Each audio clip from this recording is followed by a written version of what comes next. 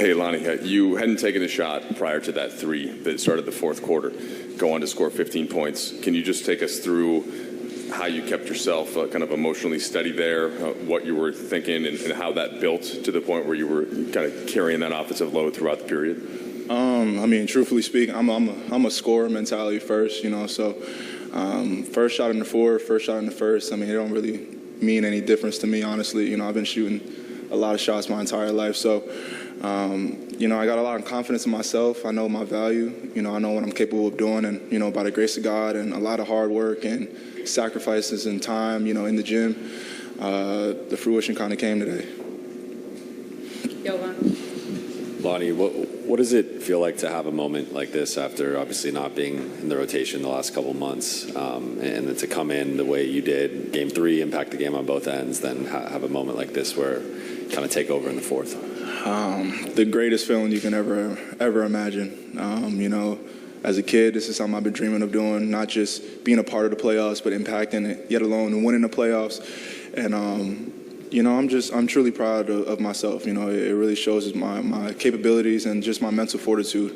I think the hardest thing of being able to play a lot and then not playing at all is sticking with it. There's a lot of uncontrollable things that you can't control, and you just gotta take it day to day, stack the days, and every single day you're trying to be better than who you were yesterday. So that's what I'm always trying to accomplish, is just reach my best self.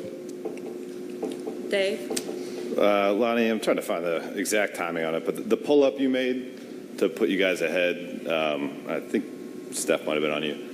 Just can you talk us through your mentality and the difficulty of that shot, and whether the rhythm you were in at that point of the fourth quarter, can give you some gusto in attempting that shot? It just comes with a lot of confidence. I made a couple other shots prior to that, and I think my confidence was for sure at an all-time high. When you have your coaches instilling in you to give him the ball, and LeBron being able to give me the ball, and multiple people, allowing me to just play my game, has given me the utmost confidence to just do what I have to do. So it's probably a difficult shot for others, but it really isn't a difficult shot for me. Taylor? I'm sorry, Bill. Yeah, after the game, LeBron and AD met you at midcourt and said something to you. Can you talk about what you all talked about? Just being a true pro, weathering the storm, learning how to dance in a storm, and just how happy they are for me. Like I said, there's things that are uncontrollables. I got injured, fell out of the lineup, fell out of playing, but I stuck with it. I stayed in the gym, still being a great teammate, and just being a professional. So I think most importantly, it was just to give me gratitude on how hard it is to do what I done did, but just being proud of what I did today too. Taylor? Hey, Lonnie. Over here. We saw all your teammates huddle up around you after the game. What did that moment mean to you? And, they've had confidence in you all season. What does that mean? It means a lot. I really can't put it into words, just truly ecstatic to be in this situation alone. But to have my teammates be there with me through thick and thin, understanding, what it is, and it's a great feeling, honestly. I'm really going to cherish this day and soak it all in. Malika? Lonnie, the feelings that you're talking about, the stage that you're playing on, oftentimes guys say that the hardest games to win are the closeout games. So this game as a building block from the last game, what did you learn that you're trying to take into this situation up in Golden State? Just, understanding why I'm on the floor and understanding my role. Playing against Steph and Clay and Poole, you got to really be disciplined defensively. And I think I was doing a really good job guarding Clay, a really good job guarding Poole. And that kind of transfers over to my offensive flow. So the harder and harder, and just a lot of effort on the defensive end.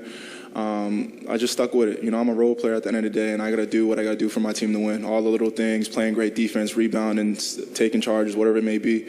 So understanding my role most importantly, but, understanding my value and who I am right now and what I'm yet to become. Nikki? Lonnie, the dancing through the storm, the stick-with-it mentality you've been talking about, at what point in your career as a professional did you learn that that was who you were? All my life. Growing up wasn't hard.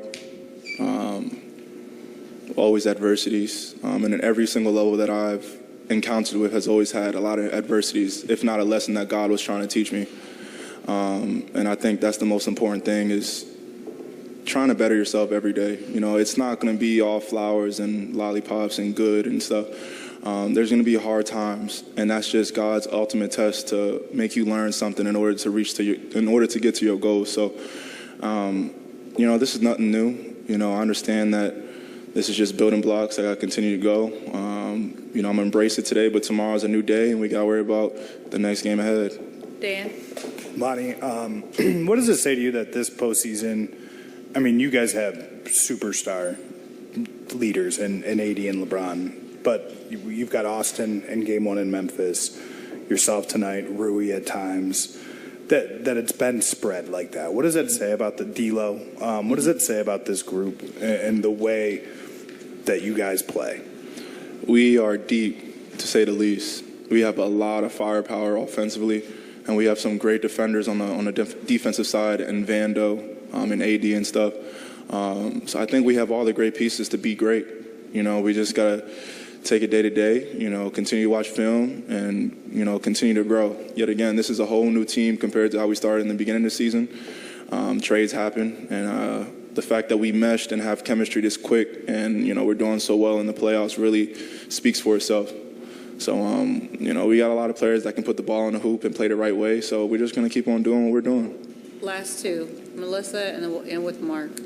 Hey, Lonnie, when you fell out of the rotation, Darvin talked about just what a great attitude you had. And you'd always show up to work every day and, you know, 3-on-3, 5-on-5 at the facility, work as hard as you could. What was going through your mind during that time? How did you maintain such a positive attitude? You know, I'm only 24.